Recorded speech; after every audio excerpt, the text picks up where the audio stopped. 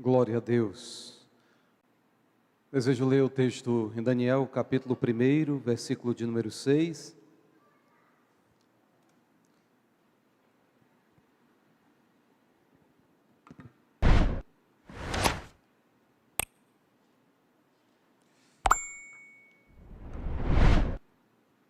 Glória a Deus. Daniel, capítulo 1, versículo 6. Diz assim um texto sagrado: Entre esses estavam alguns jovens vindos de Judá, cujos nomes em hebraico significavam Daniel, Deus é o meu juiz; Ananias, Yahvé é misericordioso; Misael, ninguém se compara a Deus; e Azarias, Yahvé é o meu socorro. Muito bem. Queridos irmãos, hoje nós vamos aprender algumas lições extraídas da vida e do exemplo de Daniel, para que possamos cumprir o propósito de Deus para as nossas vidas. E esse propósito envolve a grande comissão, que está em Mateus, no capítulo 28, nos versículos 19 a 20, onde Jesus ordena para a igreja fazer discípulos de todas as nações, batizando-os em nome do Pai, do Filho e do Espírito Santo, ensinando-as a guardar todas as coisas que eu vos tenho mandado, e eis que eu estou convosco todos os dias, até a consumação dos séculos. O livro de Daniel é considerado o Apocalipse da Antiga Aliança. Se no Novo Testamento, na Nova Aliança, o Apocalipse foi a revelação que Deus deu a João a respeito de Jesus, sobre as coisas que haveriam de acontecer nos últimos dias, na Antiga Aliança, Daniel, o livro de Daniel, foi a revelação que Deus deu a Daniel para revelar a seus servos, os judeus, o que haveria de acontecer no tempo do fim. Este livro possui 12 capítulos. Destes, os 6 primeiros são históricos e os 6 últimos proféticos. Mas até mesmo os livros históricos possuem aspectos, características proféticas, visto que o que Daniel e os seus 3 amigos, Ananias, Misael e Azarias, enfrentam, revelam o que nós estamos passando nesses dias atuais.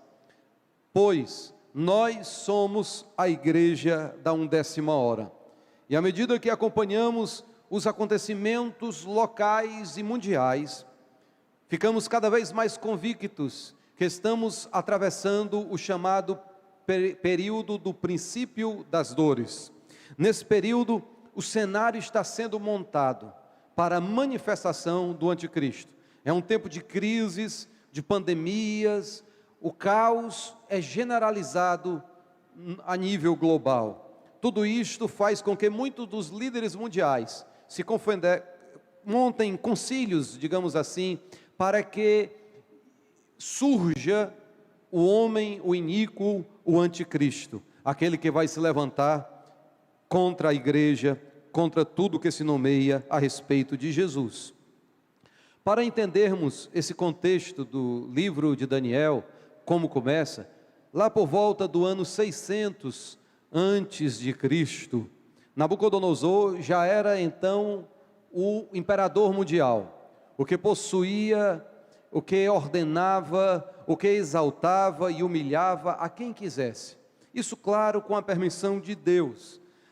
Babilônia já era a capital deste império mundial. Os caldeus, então, comandados por Nabucodonosor, resolvem invadir e conquistar Jerusalém. E assim o fazem. Durante um período de alguns anos, algumas levas são conduzidas, levas de gente, multidões de gente, são conduzidas para a Babilônia. E dentre esses milhares, em uma dessas levas, havia 4 adolescentes, talvez ali dos seus 14, 15 anos, jovens, por nome Daniel, Ananias, Misael e Azarias. Esses 4 jovens, certamente, quando criança, aprenderam a respeito do Deus do bondoso rei Josias, que promoveu reformas e mudanças lá em Judá. Eles foram influenciados, certamente, possivelmente, pelo ministério do fervoroso e fiel profeta, por nome Jeremias, que foi contemporâneo, embora bem mais velho do que Daniel, Jeremias foi contemporâneo de Daniel. Daniel aprendeu e guardou aqueles ensinamentos no seu coração.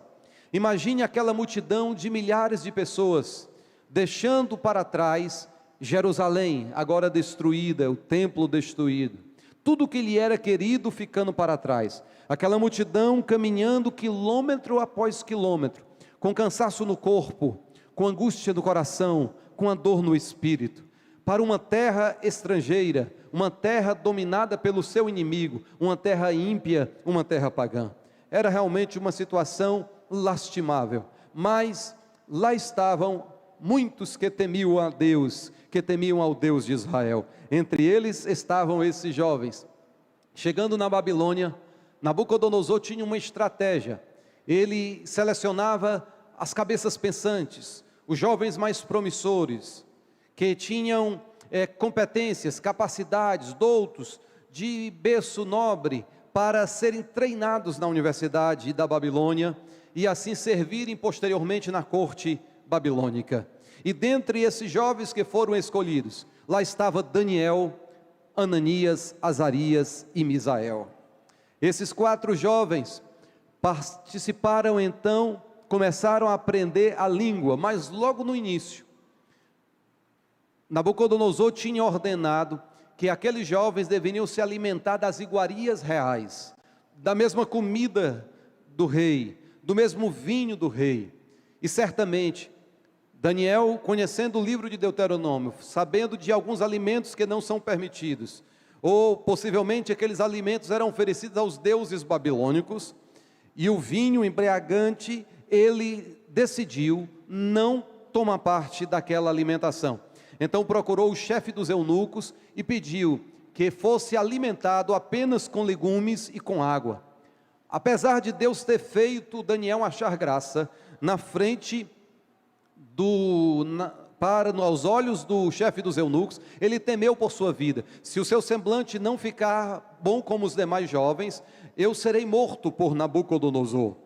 Mas Daniel chegou então ao chefe ali que estavam diretamente tratando com eles, e pediu uma experiência por 10 dias somente. Durante 10 dias eles seriam testados. Se depois de 10 dias os seus semblantes fossem bons, saudáveis, seria-lhe permitido permanecer alimentando-se com os legumes e apenas com água. E depois de 10 dias, o semblante de Daniel e de seus amigos estava muito melhor, muito mais alegre, muito mais saudável do que os demais jovens, e assim eles permaneceram sem se contaminar com o manjar do rei. Daniel tinha assentado no seu coração, ainda que para muitos seria uma coisa simples ou insignificante, visto que estavam na capital do mundo, visto que estavam sob a dependência ali do rei ímpio, que poderia matar a qualquer um, porque aquele rei tinha um poder jamais visto por outro monarca na terra, tinha uma autoridade, claro, volto a enfatizar, permitida por Deus, mas Daniel preferiu ser fiel nas pequenas coisas, porque quem é infiel nas pequenas coisas, também é infiel nas grandes coisas. Tem que ser fiel no pouco, para que Deus lhe coloque no muito. Bendito seja o nome do Senhor. No versículo 7, se você acompanhar comigo, você verá que o rei mudou o nome, através do chefe dos eunucos, o nome de Daniel, que passou a ser chamado de Beltesazar. Ananias passou a ser chamado de Sadraque, Misael de Mesaque e Azarias de Abednego.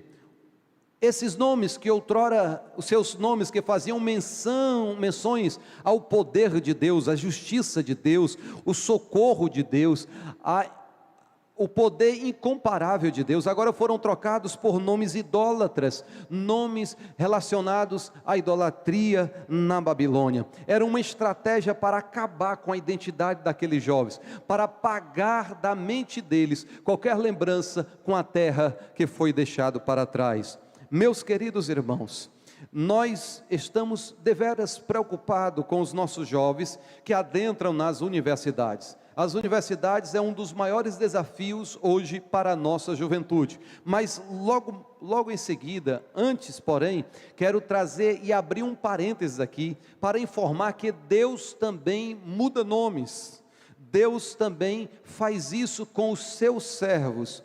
Os nomes na cultura hebraica, na cultura judia, ele estava relacionado normalmente com a circunstância de nascimento, ou com um destino daquela pessoa, com o futuro daquela pessoa. E lá no capítulo de Gênesis, no capítulo 35, no versículo 16, nós vemos Raquel, a esposa de Jacó, tendo dores de parto do seu segundo filho.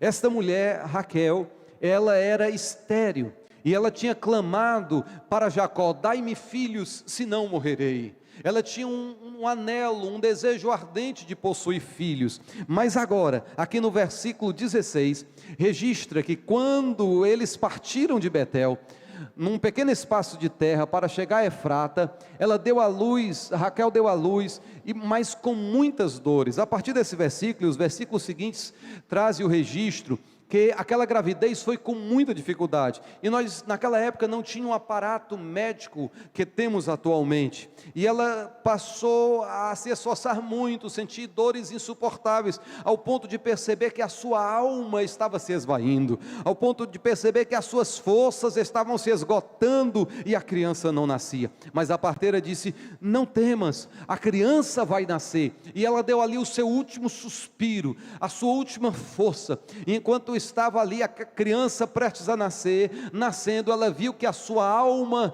estava sendo removida do seu corpo, e ela chamou a criança de Benoni, filho da minha dor, filho da minha aflição, filho da minha morte.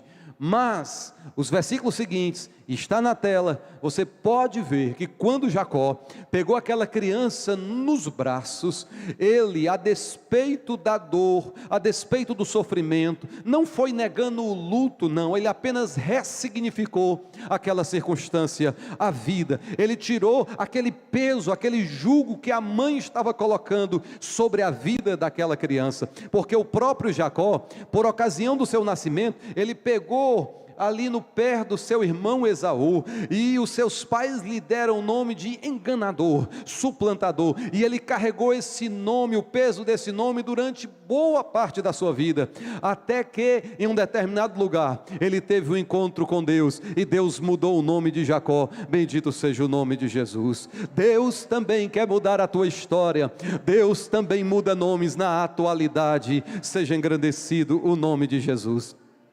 Jacó pega aquela criança nos braços e diz: não, o seu nome será Benjamim, filho da minha destra, filho da minha direita, filho da minha alegria. E Benjamim, o segundo filho de Raquel com Jacó, realmente se tornou um companheiro de Jacó, por ocasião da venda de José, o filho também de Raquel, que foi vendido pelos seus irmãos aos que estavam conduzindo uma caravana para o Egito, e foi tido por Jacó como uma pessoa morta. Benjamim se tornou o companheiro, se tornou a companhia de Jacó. Meus queridos irmãos, nós vemos nesta passagem que há mudança de nomes também no reino de Deus, há mudanças de nome também no plano do Senhor.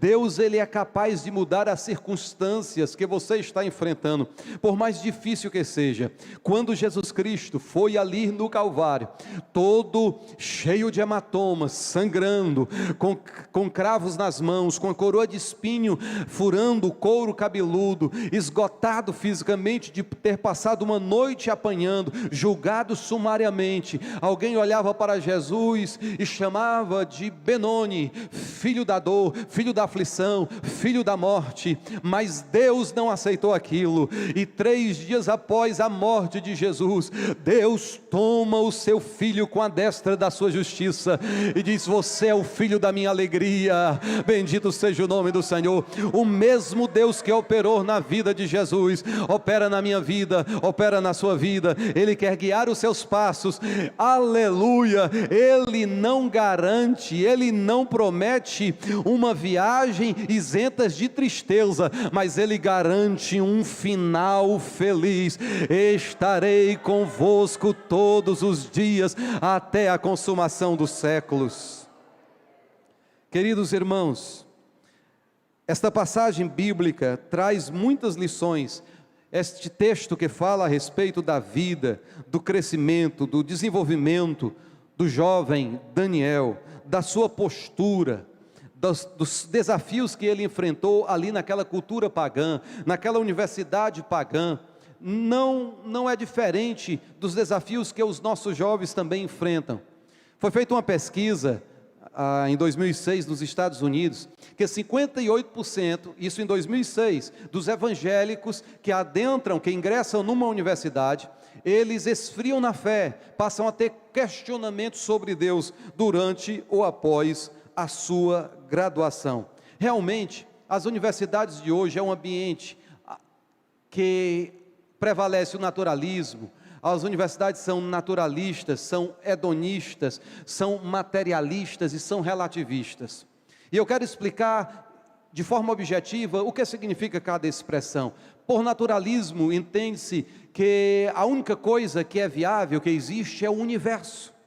Por hedonismo, o objetivo é a busca desenfreada pelo prazer, independente das consequências. Por materialismo, entende-se que o objetivo da vida é acumular bens materiais. E por todos esses ensinamentos anticristãos que são transmitidos diuturnamente nas nossas universidades, muitos dos nossos jovens estão esfriando na fé. Muitos jovens e pais não se preocupam apenas que o filho ingresse na universidade, mas não se preocupam em prepará-los para que quando estiver na universidade, possam testemunhar do amor glorioso de Deus, possam participar do projeto e fazer do campus universitário um campus branco e ceifar preciosas vidas para o reino do Senhor Jesus Cristo.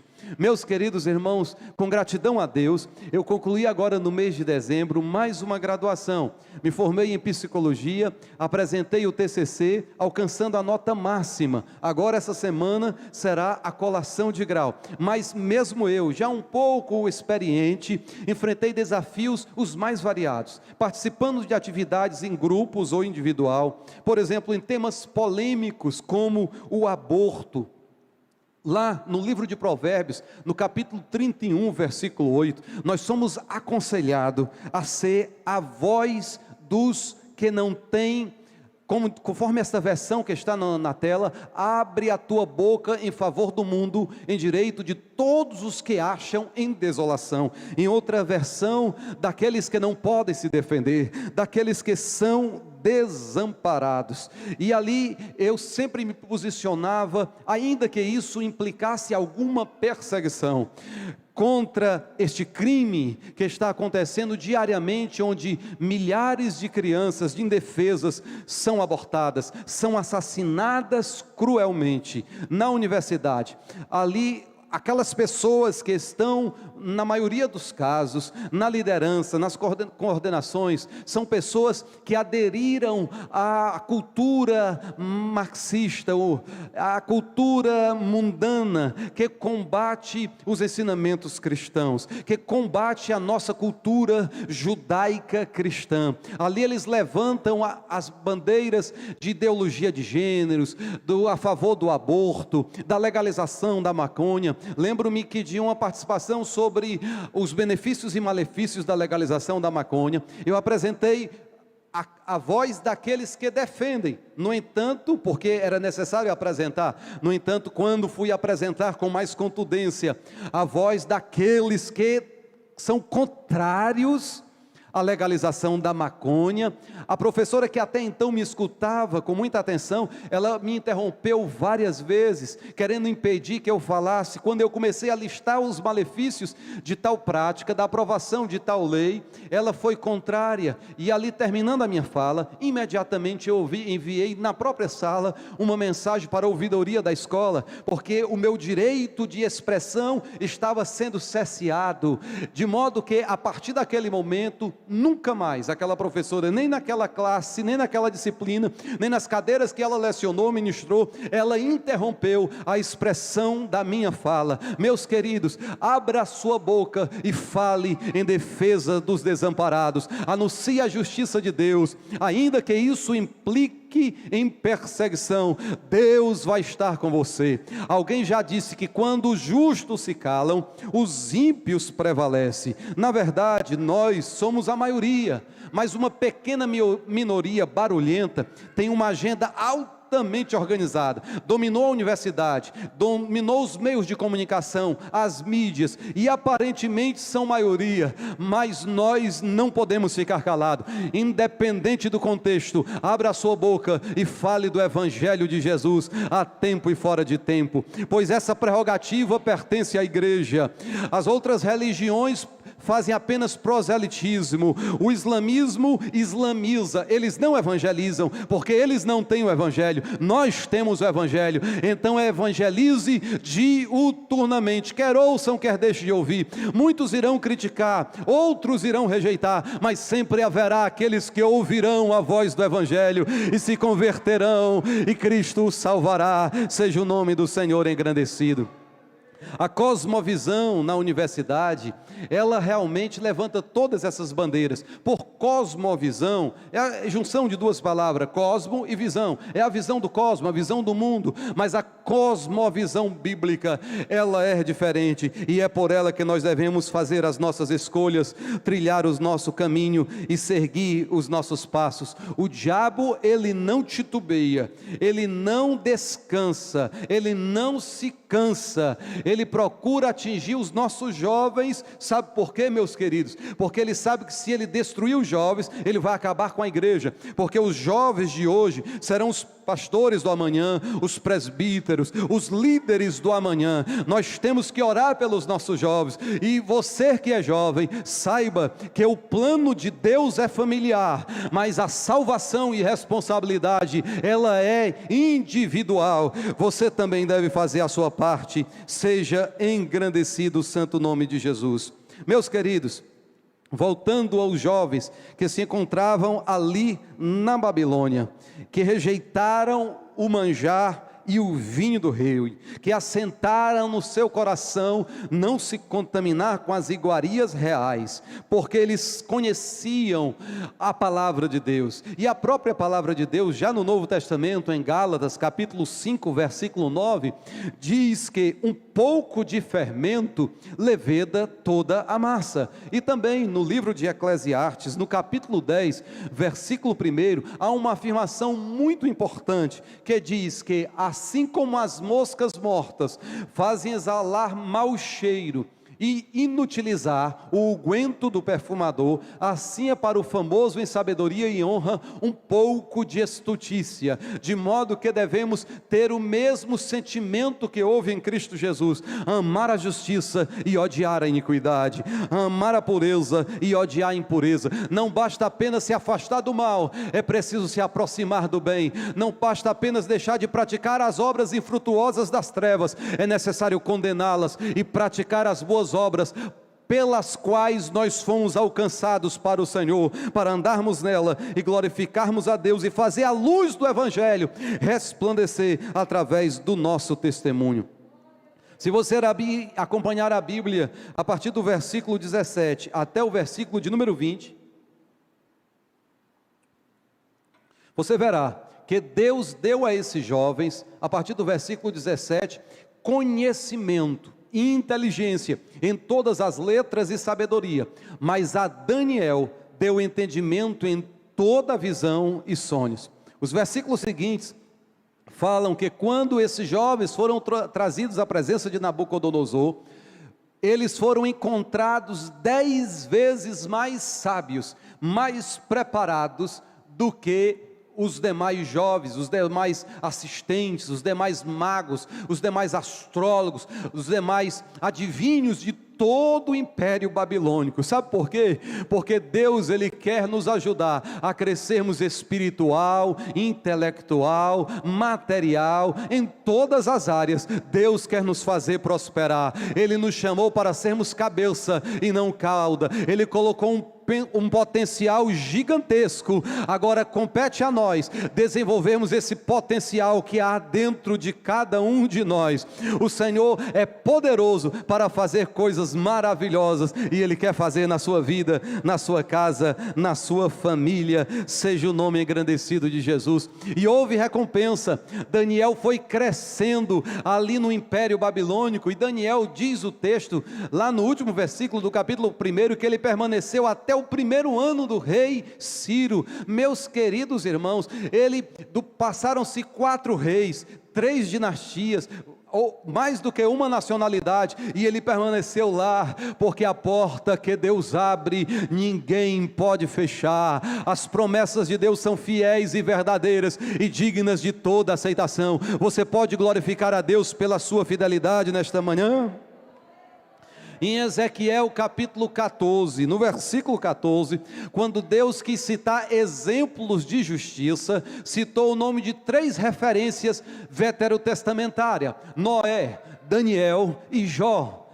Olhe que nível espiritual Daniel chegou. E o que eu quero te encorajar nesta noite, neste dia, assim como Daniel foi usado por Deus para uma grande missão, você também poderá ser, eu também poderei ser. Sabe por quê? Porque Deus não faz acepção de pessoas, porque Deus não tem filhos preferidos, mas Deus tem filhos que preferem a Ele, que preferem ao Senhor, que preferem a comunhão, que preferem a consagração, que preferem a fidelidade a despeito de toda perseguição que o inimigo possa promover, possa operar. Queridos irmãos, no capítulo 2 deste livro, nós encontramos Nabucodonosor, que teve e esqueceu de um sonho, do que lhe aconteceu, diz a Bíblia Sagrada. De modo que quando Nabucodonosor chama todos os magos sábios do império para revelar o sonho e a interpretação, os magos ficaram boquiabertos. Mas como, ó rei, não há ninguém entre os homens que pode dizer o que o Senhor sonhou? E ele ficou tão irado, que ele resolveu matar todos os sábios, e ordenou. E quando Arioque foi ao encontro, um dos seus assistentes, do profeta Daniel, Daniel se informou o que tinha acontecido, ele explicou tudo. Daniel pediu um pouco de tempo, entrou na presença do rei, e pediu um tempo, porque iria revelar. Ele cria no Deus que revela mistérios, ele cria no Deus que revela o profundo e escondido. E o rei deu um tempo, e ele foi até os seus 3 amigos jovens, Ananias, Misael e Azarias, e passaram uma noite de vigília da mocidade. A mocidade passou aquela noite chorando, e Deus revelou. E quando o profeta chegou até o rei Nabucodonosor e contou a respeito do sonho, com riqueza de detalhes, e dando a interpretação, o rei ficou impressionado e confirmou, foi a sua memória, que aquele realmente teria sido sonho, foi o sonho, e ele passou a honrar a Deus e a Daniel, e Daniel continuou prosperando e avançando ali naquele império. Daniel, irmãos, ele venceu porque ele era um homem de oração. A obra missionária, a principal necessidade é de oração. Talvez você não tenha recursos para contribuir. É bem verdade que ninguém é tão pobre que não possa contribuir. É bem verdade que aos olhos de Deus não vale o montante, mas sim a fé e o sacrifício envolvido. Se você não pode dar R$200, você dá R$20. Se você não pode dar R$20, você dá a menor célula, você dá R$2.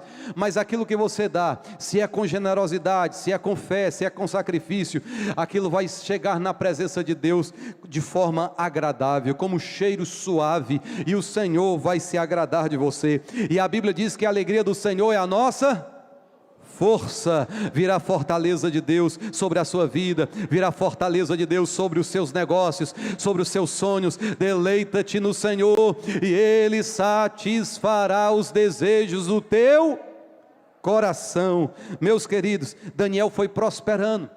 Daniel continuou orando 3 vezes ao dia. Ele conhecia o livro da lei, que dizia que devia orar com a janela aberta para Jerusalém. E ele ficou sobre todos os sátrapas, porque Daniel se tornou um sátrapa, depois ele foi um dos príncipes, depois ele chegou a ser o primeiro ministro de todo o império. Ele ficou acima dos todos os demais, de modo que aquilo surgiu inveja no coração de todos os governadores, prefeitos, oficiais do rei, e eles procuraram uma ocasião para pegar uma falha, mas Daniel fazia tudo com excelência. Todo dia ele cumpria o seu trabalho com alegria, ele obedecia, ele cumpria as suas funções com satisfação, e ninguém encontrava. Daniel era um homem irrepreensível. A Bíblia diz que a nossa linguagem tem que ser uma linguagem santa e irrepreensível, para que o adversário se envergonhe, não tendo de que nos acusar. Então eles foram examinar a lei do Deus de Daniel, e viu que Daniel orava 3 vezes ao dia. Então eles astutamente, como Satanás era contra a oração de Daniel, porque ele temia a oração de Daniel, eles foram, bajularam o rei. Bajular significa elogiar exageradamente. A Bíblia diz que é o bajulador arma um laço aos pés de quem é bajulado. Não devemos querer bajulação, nem tampouco bajular, porque isso não é nosso papel, isso é papel de Satanás. Nós devemos sim honrar a quem é digno de honra. Bendito seja o nome do Senhor Jesus. Meus queridos, mas aqueles homens tinham inveja e foram bajular o rei. Ó rei, faça-se um decreto, seja por ti editado, que ninguém no teu império faça. O então rei agora era já Dário, e Dário, aquele rei medo-persa, concordou precipitadamente com aquele edito, de modo que durante 30 dias, ninguém podia fazer uma petição a nenhum outro homem, a nenhum outro Deus, somente a Dário. E Daniel, quando tomou conhecimento, sabendo que se ele desobedecesse, seria lançado na cova dos leões, ele achou mais arriscado ficar sem orar do que ser lançado na cova dos leões. E Daniel continuou com o seu hábito, orando 3 vezes ao dia, com a janela aberta para Jerusalém, aquela pequena cidade, ainda que destruída, ainda que o templo tenha sido queimado, Daniel cumpria ali a orientação bíblica. Meus queridos irmãos, louvemos ao Senhor, porque nós estamos neste mundo, mas nós não somos deste mundo, nós somos peregrinos e estrangeiros nesta terra. Devemos nos privar da concupiscência da carne, que combate a nossa alma, e devemos orar e abrir as janelas do nosso coração para Sião celestial, porque um novo e vivo caminho nos foi aberto. Abrir as janelas para a nossa pátria celestial, que Deus preparou para todos aqueles que o amam e o servem em alegria e em adoração. Os próprios jovens, quando receberam em outra oportunidade a revelação de Deus, eles passaram a celebrar, a adorar ao seu Deus. Meus queridos, Deus procura adoradores no meio do seu povo. Sabe por quê?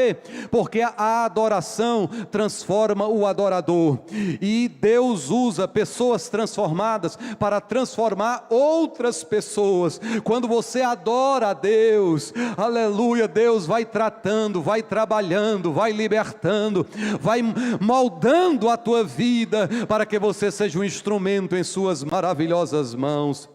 Mas, muitas vezes, nós fazemos menção à inveja de outras pessoas. Daniel sabia da inveja daquelas pessoas.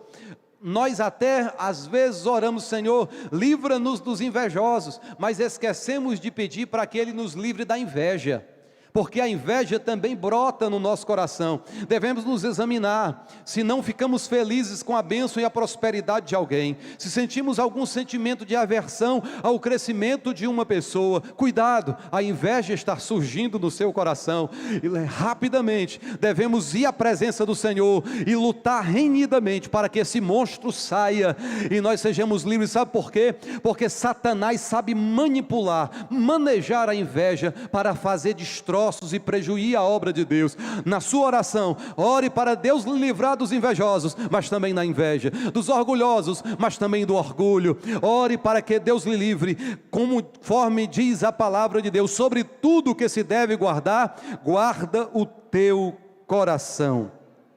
No capítulo 6, no versículo 7, nós vemos o registro do edito real, que ninguém poderia fazer uma petição a não ser a Dario, porque senão seria lançado na cova dos leões. Nos versículos seguintes, nós vemos que Daniel permaneceu orando,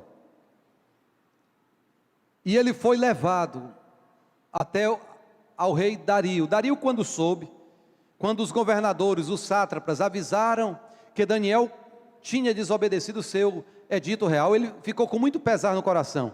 Ele tentou de todas as formas, talvez colocando um advogado, aqui conjecturando, talvez porque ele não tinha o mesmo poder, conforme a revelação do próprio Daniel. Ele não era a cabeça de ouro era Nabucodonosor, que tinha autoridade para matar e dar vida, independentemente das circunstâncias. Ele tinha ali um cuidado, ele era representado pelo peito e pelos braços de prata, um metal inferior ao ouro. O seu poder não era tão grande, de modo que os reinos deste mundo é assim, o poder vai diminuindo, até o dia que aquela pedra que foi cortada sem auxílio de mãos, virá sobre os pés daquela imagem, da visão de Daniel, lá aonde aqueles pés que caem sobre os pés, que representam 10 reis, que serão liderados pelo anticristo, até o dia que Cristo vier à terra, e estabelecer um reino pequeno, aparentemente, inicialmente, mas que alcançará todo o globo terrestre, um reino que não mais terá fim. E a Bíblia diz que aqueles que confessarem a Jesus diante dos homens, Ele vai confessar diante do Pai que está nos céus, mas aquele que o negar será por ele negado. Aqueles que sofrerem com Cristo aqui na terra, reinarão com ele no porvir, aqui no reino mileniar, e para todo sempre. É promessa de Deus, é promessa bíblica. Meus queridos, o Dario não tinha outra opção senão lançar Daniel na cova dos leões, mas ele disse: Daniel, dar-se-ia o caso que o teu Deus, a quem continuamente tu serves, poderá te livrar da cova dos leões. Daniel foi lançado, foi colocado uma grande pedra. Naquela noite Dario não dormiu, passou a noite remexendo-se na cama, e preocupado. A Bíblia diz que ele não quis comer, ele não aceitou os cânticos, ele estava atribulado. Mas pela manhã, ainda tristonho, ele foi até a cova. Tendo voltado à Bíblia, conforme diz o texto, ele não conseguiu dormir. Nos versículos seguintes, diz que ele, triste, quando se levantou, foi até a cova dos leões e falou para o profeta Daniel. No versículo de número 20, o versículo seguinte, quando ele se aproximava da cova, ele disse: Daniel, servo do Deus vivo, dar-se o caso o Deus a quem você serve continuamente, poderia ter te livrado dos leões. E Daniel, no versículo seguinte, fala: Sabe por quê, irmãos, que Daniel respondeu? Ó rei, vive para sempre. No versículo 22, ele ainda vivinho, como nós dizemos aqui no Ceará, vivinho da Silva, ele diz: o Senhor Deus enviou o seu anjo e fechou a boca dos leões, e nenhum mal me foi feito, porque em minha inocência aos olhos de Deus, e também contra ti, ó rei, eu não cometi mal algum. Meus queridos irmãos, os leões são animais que se alimentam de carne crua, carne fresca. Quando eles viram Daniel, talvez se aproximaram de Daniel, e aqui eu estou conjecturando, eles cheiraram Daniel, assim como um cachorro se aproxima e cheira alguém. Eu já estou apenas conjecturando, e conjecturar significa, você pode dar as asas à imaginação, desde que isso não significa a quebra de um princípio bíblico. Eles sentiram e perceberam que Daniel estava cheio do fogo do Espírito Santo. O anjo fechou a boca dos leões. Daniel não temeu a cova dos leões. Daniel temia antes outros leões, que muitas vezes nós estamos nessas covas também, que é o leão da infidelidade conjugal. Muitas vezes somos tentados a ceder ao leão da falta de confiança em Deus. Muitas vezes somos tentados e somos lançados na cova do leão da traição, do leão da mentira. Mas, meus queridos irmãos, devemos antes temer ao leão da tribo de Judá, ao Rei dos reis, ao Senhor dos senhores. Só a Ele temei, diz o texto sagrado. Queridos irmãos, à luz do que está escrito na palavra de Deus, ainda no livro do profeta Daniel, no capítulo 6, nós vemos que aqueles inimigos de Daniel foram, por ordem de Dario, lançados na cova dos leões, e antes deles caírem no chão, o texto diz que os leões saltaram sobre eles, esmigalharam, quebraram os seus ossos, comeram vivos. Sabe por quê? Porque Deus guardou a vida de Daniel. Daniel era um homem de oração, mas vale salientar, que se Deus não tivesse guardado, seja Deus glorificado por isso também. Lembram-se, lá do livro de Daniel, do capítulo que fala sobre aqueles 3 jovens, Sadraque, Mesaque e Abednego, quando eles não se prostraram diante da estátua, da grande estátua de ouro que Nabucodonosor erigiu, porque Nabucodonosor era a cabeça de ouro da estátua da visão do capítulo 2, governo, e agora ele levantou uma estátua de ouro para representar o domínio religioso. Somente todos aqueles que ouviram a voz dos instrumentos sonoros, os mais variados, tinham que se prostrar, se encurvar e adorar aquela imagem.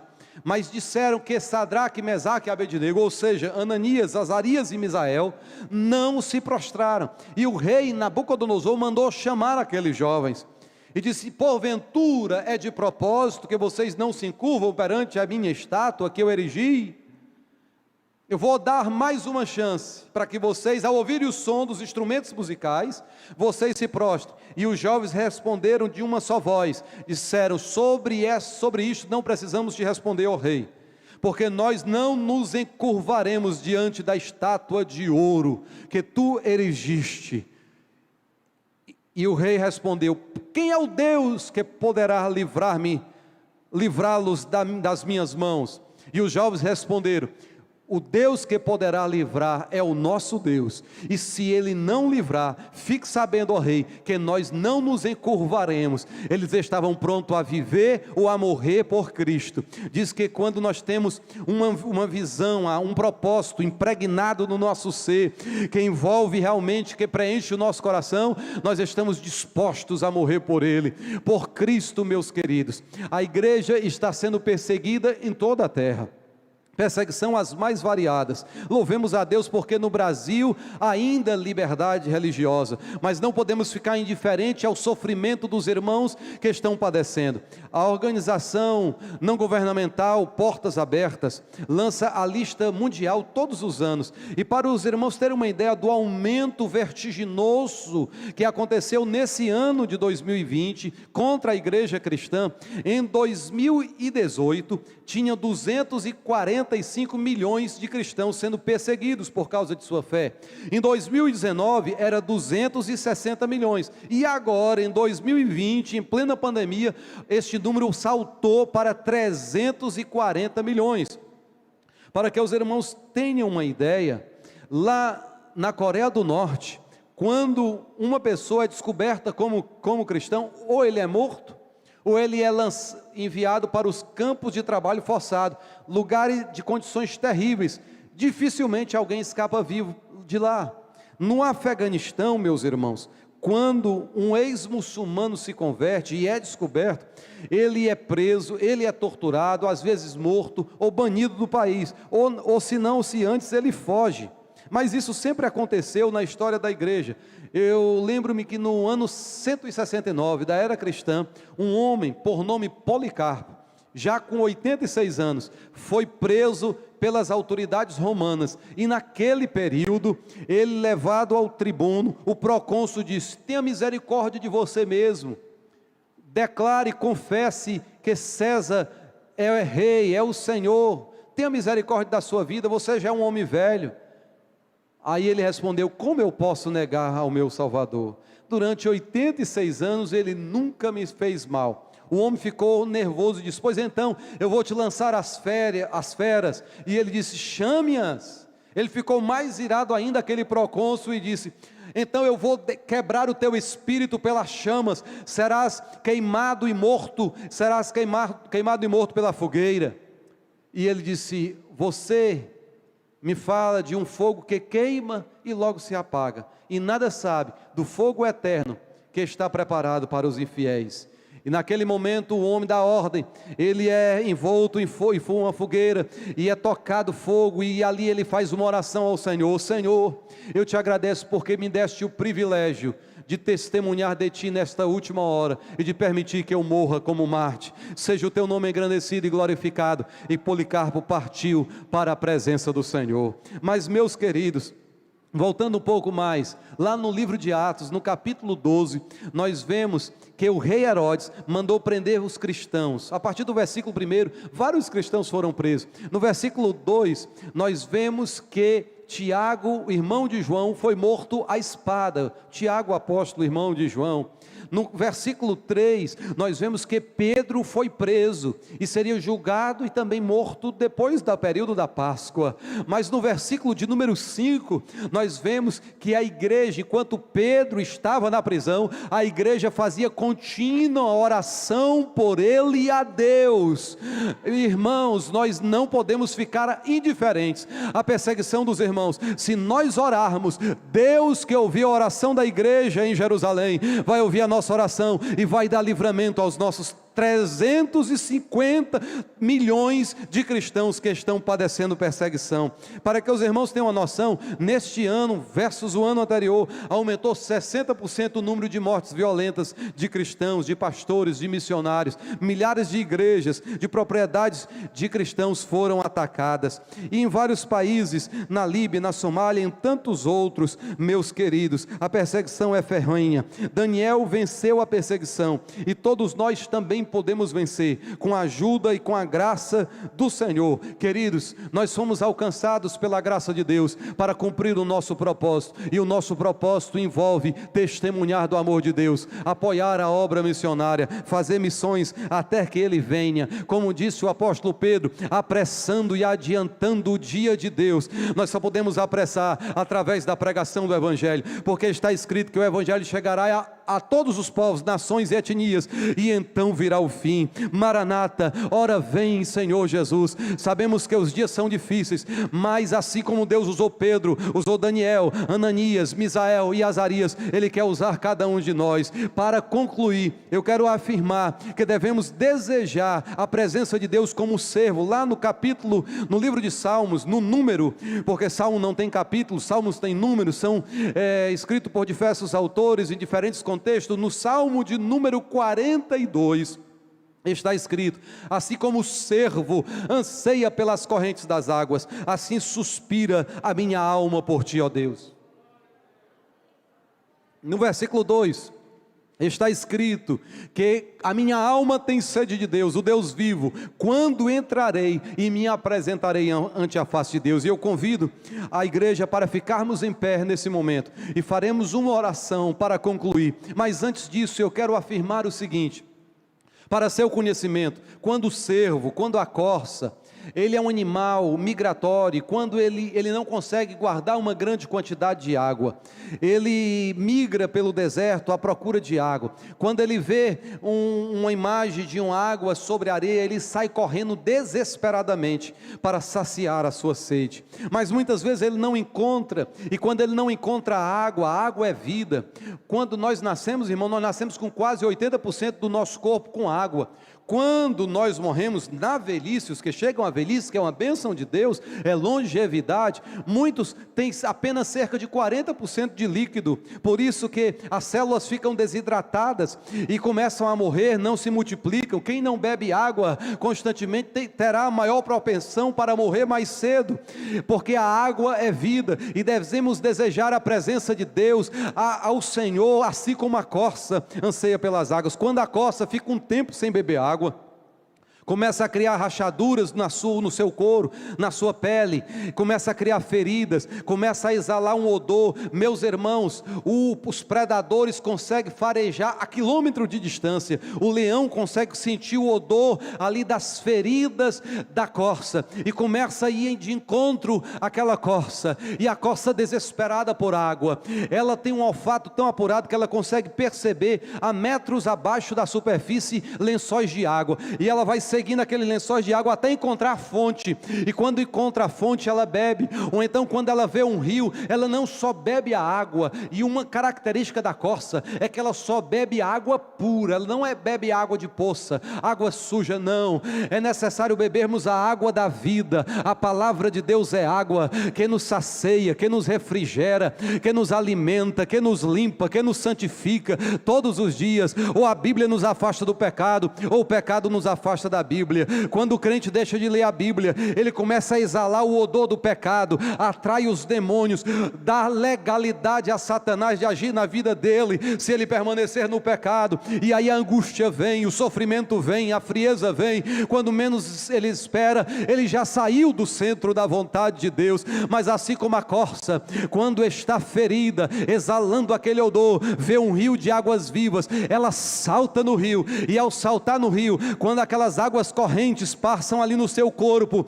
remove o odor, remove a ferida, a corça recebe novamente saúde, ela sacia a sua sede, e o leão que vinha caminhando, ele perde o odor, ele perde o cheiro, ele fica desorientado. Ei, mergulha no rio de Deus nesta manhã, porque eu quero profetizar à luz da palavra de Deus, que o teu inimigo vai ficar desorientado, ele não vai te encontrar, ele não vai encontrar o teu endereço, ele não vai encontrar a tua família. É necessário que você beba da água, e a água diz que nós devemos fazer, a palavra de Deus declara, nós devemos fazer missão hoje e sempre, com todo o nosso coração, com todas as nossas forças, e usando todos os recursos que está à nossa disposição. E agora eu gostaria de saber se tem uma pessoa que quer entregar a sua vida a Jesus como seu Salvador. Se tiver, basta que você levante a mão como sinal, e nós estaremos orando por você. Eu quero saber se tem uma pessoa que quer reconciliar com Jesus. Se tem, se você deixou de beber desta água, venha até a frente e nós iremos orar por você agora. A igreja vai orar por você. Deus vai abençoar a tua vida, vai sarar as tuas feridas, vai saciar a tua sede, vai renovar o teu viver. Não perca a oportunidade, pode vir, a igreja vai orar, Deus vai ouvir, grandes coisas irão acontecer. Hoje o Senhor vai mudar o teu nome, vai mudar a tua história, vai mudar a tua situação, vai mudar. Ele é Deus e Ele está conosco nesta manhã. Se tem alguém na grande rede que quer entregar a sua vida a Jesus, aleluia, você pode dobrar os seus joelhos aonde você estiver. Se não for possível, você pode fechar os seus olhos e voltasse para o Salvador. Aqui tem uma família que veio ao altar de Deus buscar graça, buscar perdão, buscar misericórdia, buscar refúgio, beber da água, mergulhar no rio. E a igreja agora estenda as suas mãos em direção a esta família, para que o Senhor Jesus venha abençoá-los, pela autoridade de ministro do Evangelho, pela autoridade debaixo do sangue de Jesus. Nós proclamamos restauração de Deus nesta família, nós proclamamos cura do Senhor nos corações, removendo toda raiz de amargura, removendo toda dor, levando-os a ressignificar as circunstâncias e a conduzi-los a uma vida de fé, a uma vida de comunhão, a uma vida de consagração. Se você crê nessa oração, levante a sua mão, glorifique a Deus e louve ao Senhor com essa canção.